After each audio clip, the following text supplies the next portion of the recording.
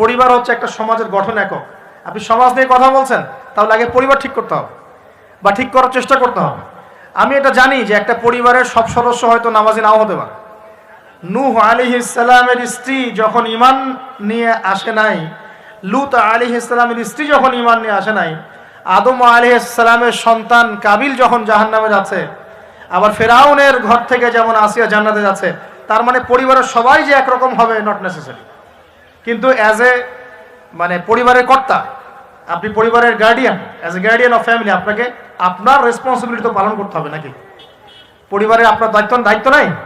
পর্দা প্রতিষ্ঠা করার দায়িত্ব কার? আপনার। আপনার স্ত্রী পর্দা করে না, এই দায়িত্ব কার? এই জিম্মাদারি কার?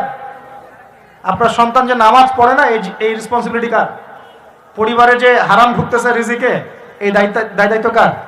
আল্লাহ পাক, আমি মনে হয় বুঝাতে পেরেছি। অতএব পারিবারিকভাবে আল্লাহ পাক আমাদের সবাইকে যেন ইসলামটা ধরে রাখার তৌফিক দান করেন বলি আমিন।